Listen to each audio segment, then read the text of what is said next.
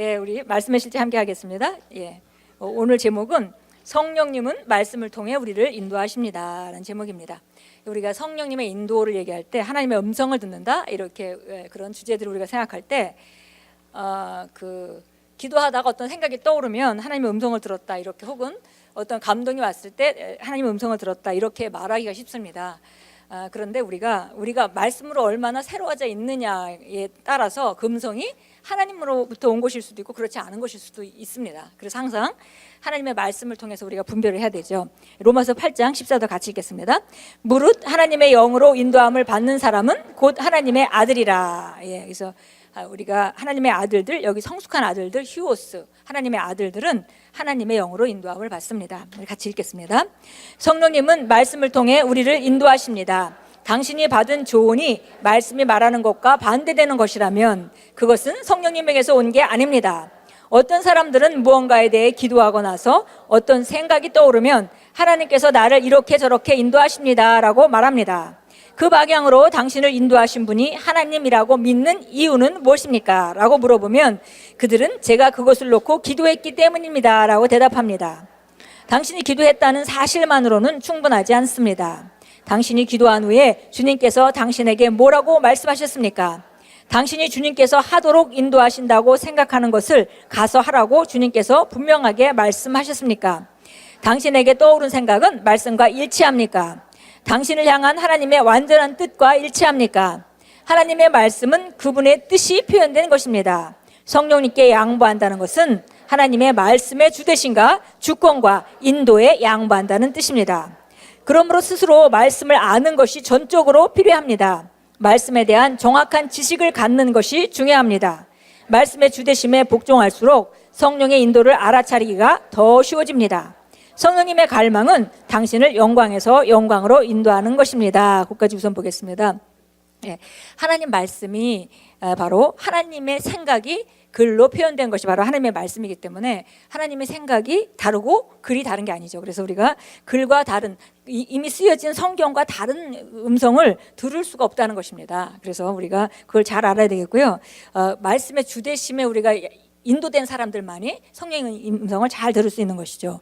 그리고 우리가 또 성령의 음성을 듣는다 하더라도 어떤 분야에, 제가 아직 말씀의 그쪽 분야에 주대심을, 말씀의 주권에 내드리지 않았으면은 그러면 그쪽에는 잘못된 음성을 들을 수도 있겠습니다. 그래서 주의 말씀의 주대심에 복종할수록 성령의 인도를 알아차리기가 더 쉬워집니다. 그랬습니다. 그래서 우리가 말씀이 우리 안에 풍성히 거하는 것은 우리가 하나님의 음성을 잘 들을 수 있는 그런 기반을 마련하는 것입니다. 성령님은 항상 우리를 영광에서 영광으로 다음 차원의 삶으로 우리를 인도하기 원하십니다. 그분이 오신 목적이시기도 하죠. 우리에게 최고의 부르심이 있고 하나님이 그걸 위해서 우리를 창조하셨고 그 가운데로 우리가 걸어갈 수 있도록 성령님이 우리를 도와주시는데 그분이 말씀을 따라서 우리를 인도하는 것이죠. 그래서 제가 레마 다닐 때 이런 얘기를 들었습니다. 마치 성령님은 우리를 인도하시는데 그 철로를 따라 움직이는 기차와 같이 말씀이 철로가 놓여진 상태에서 그 성령께서 말씀하신다는 거죠. 그래서 철로가 있어야만 그 기차는 갈 수 있습니다. 철로가 끊기는 부분에 기차는 딱 멈출 수밖에 없는 것이죠. 그래서 우리가 말씀을 아는 것만큼 성령께서 우리를 인도하신다는 것을 그렇게 표현했습니다. 우리 계속 읽겠습니다. 오늘의 본문 구절은 말씀합니다. 무릇 하나님의 영으로 인도함을 받는 사람은 곧 하나님의 아들이라. 당신의 인생을 향한 하나님의 운명을 성취하려면 말씀 안에서 말씀으로, 그리고 말씀을 통해서 성령님을 따르는 법을 배워야 합니다. 성령님의 인도를 구할 때 서두르지 말고 당신의 영으로 그분의 음성, 곧 그분의 말씀을 들을 때까지 인내하십시오. 그러면 당신은 시작할 준비가 된 것입니다. 하나님의 말씀은 당신에게 빛과 방향을 주며 모든 문제에 대한 해답이 있습니다. 어떤 어려움이나 적대적인 상황과 도전에 직면했든지 상관없이 말씀을 신뢰하십시오. 믿음의 말씀을 두십시오. 오직 말씀만을 생각하고 말하고 살아낼 때까지 말씀에 흠뻑 잠기십시오. 말씀은 우리에게 성령을 따라 행하라고 명합니다. 그러면 당신은 육신의 욕심을 이루지 않을 것입니다. 아멘. 그래서 하나님이 우리 각자를 향한 그 운명이 있고요. 그리고 그 운명은 바로 우리가 말씀 안에서 말씀을 통해서 성령을 따를 때 가능한 것이라는 것이죠. 예, 그래서 두 가지를 얘기했습니다. 일단 성령의 인도를 받을 때는 그분의 말씀을 들어야 되는데 그 말씀을 듣는 것이 머리에서 듣는 것이 아니라 우리 영에서 듣는 것입니다.